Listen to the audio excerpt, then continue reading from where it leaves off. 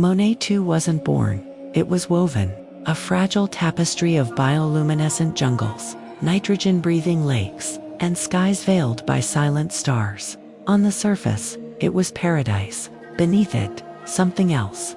It is home to the Zibbou, small, wide-eyed creatures made of fur and feeling. They are not born into families. They are born free. But each one is assigned a guardian. They call them Authorics, chrome sentinels designed to protect, instruct, and observe. Whether the Zibbou want them or not, no one truly knows where the Authorics came from. Another race, it's whispered. A species that saw something in the Zibbou, vulnerability, potential, or maybe both. The Zibbou do not even have a word for parent. All they have ever known are the Authorics. Zibbou was no different. Until he asked the question no one else dared to ask. Who made the Authorics, and why were we given them?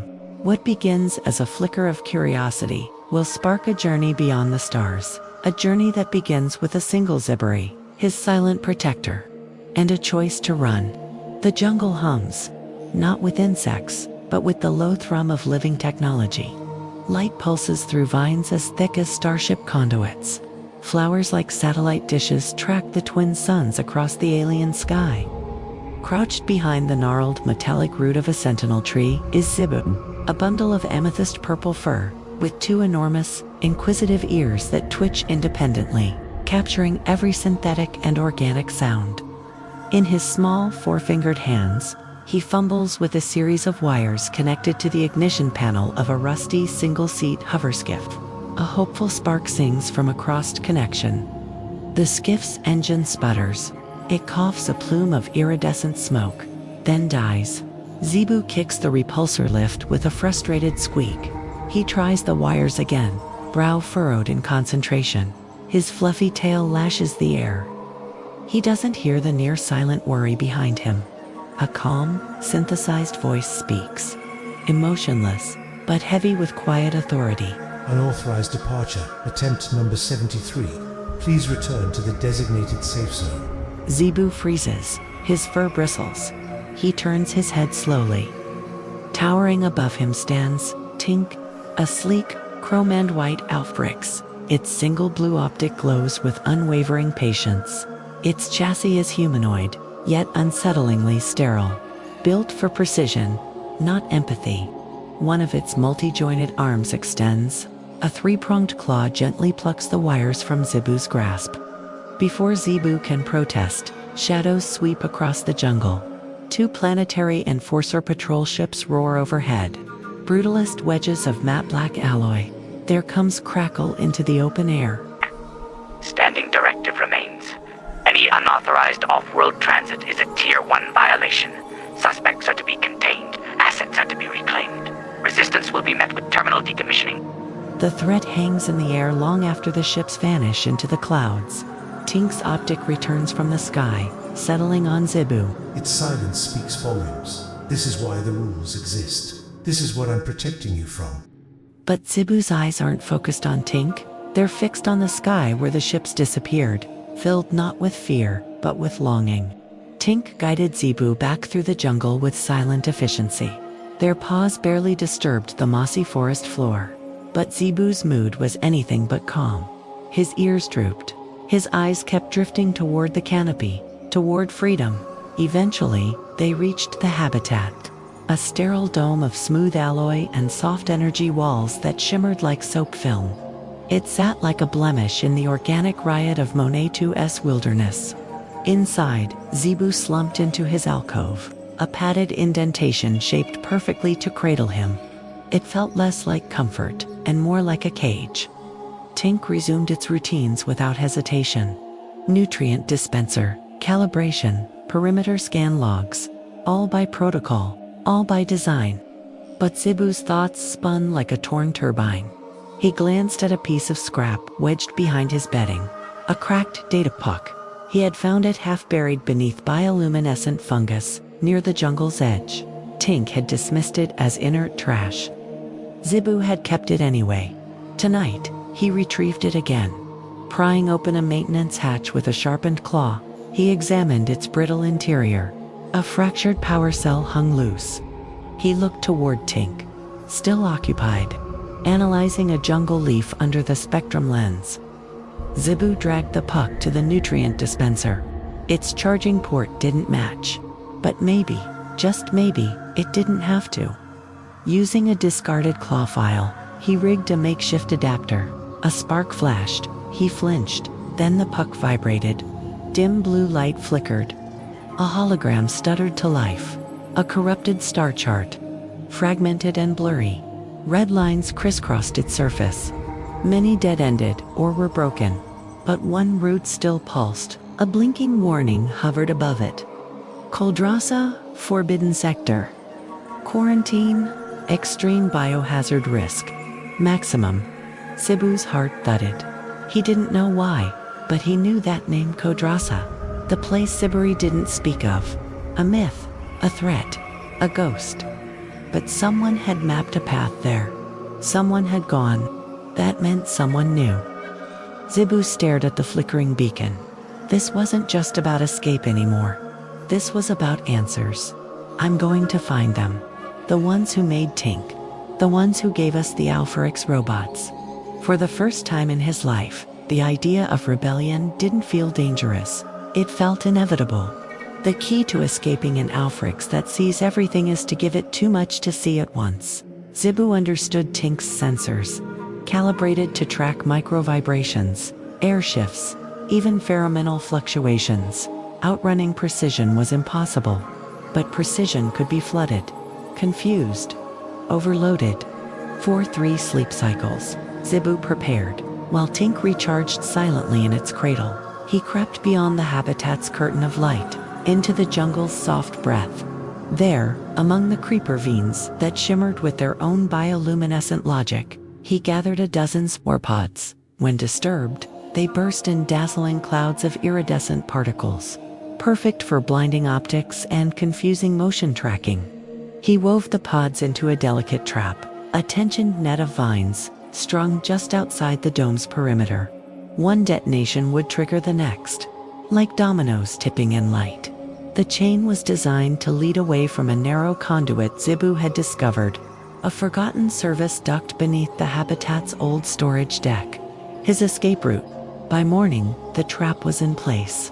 The plan was simple, the risk enormous. As pale green light spilled through the canopy, Zibbou held up a tube of nutrient paste and made a face. "Tink," he said, exaggerating his tone, "this tastes like fermented dread.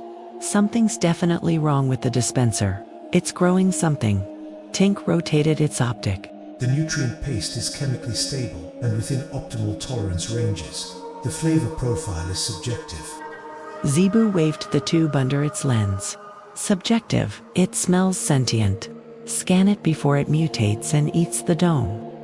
Reluctantly, Tink stepped forward, and that was the signal. Zibbou squeezed a small bladder hidden in the wall beside his alcove. A hiss of air burst through a reed, striking the first pod. Humph! A golden cloud erupted across the jungle clearing. Then another, and another. A cascade of glittering chaos burst to life. Light, heat, motion. A sensor nightmare. Unidentified energy cascade. Tink's voice modulated sharply. Environmental feed compromised. Activating countermeasures.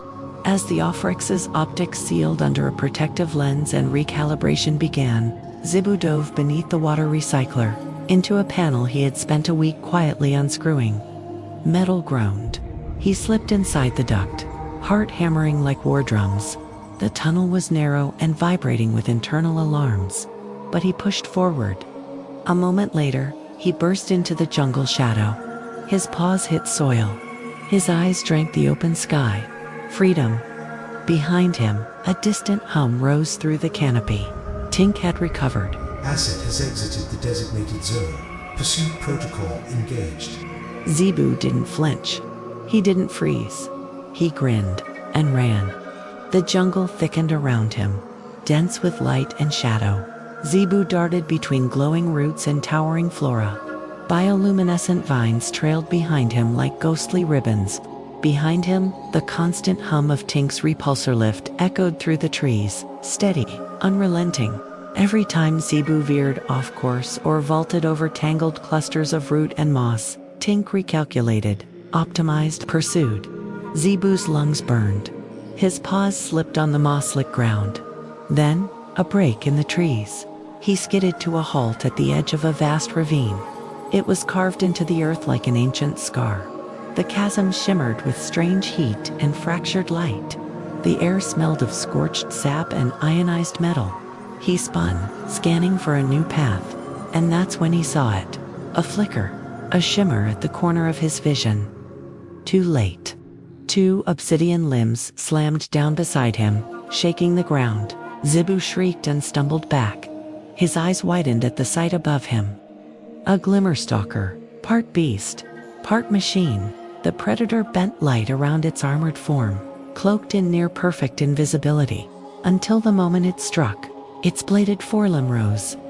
Then a piercing screech cut through the air. Not organic, synthetic. Tink descended behind them.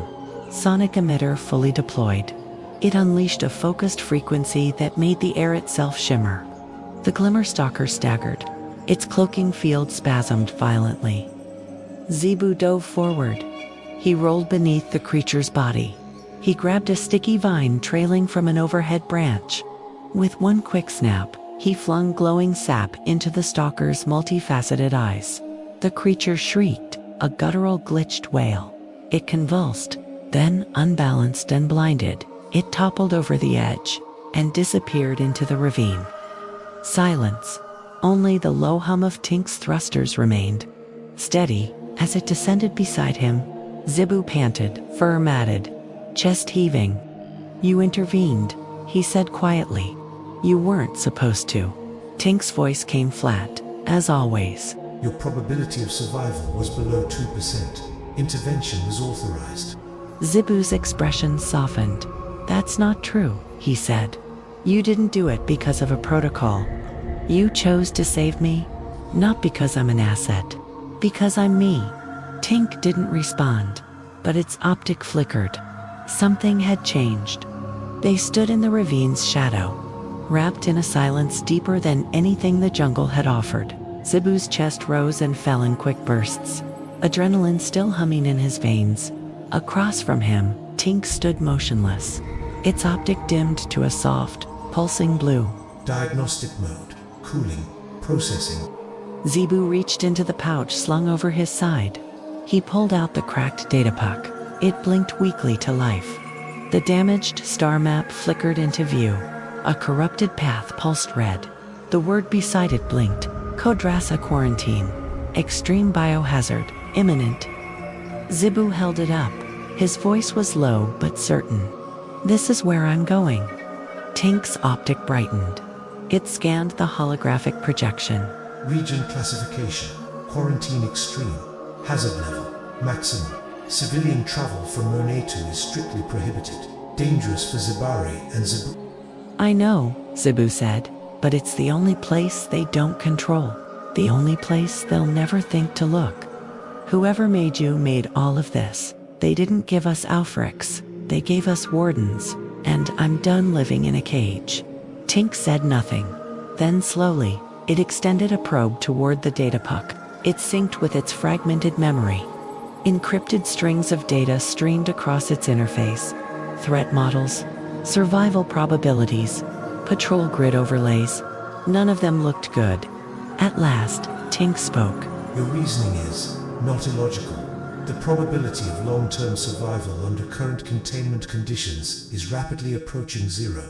Its head tilted downward. It observed Zibbou not with protocol, but with something close to consideration. The journey to Kodrassa is high risk. Success is statistically unlikely, but Tink will help you. Zibbou blinked. "Wait, does that mean you're coming with me?" Affirmative. I will assist Zibbou. His ears perked up. "You're serious?" I am incapable of sarcasm. A wide grin spread across Zibbou's face.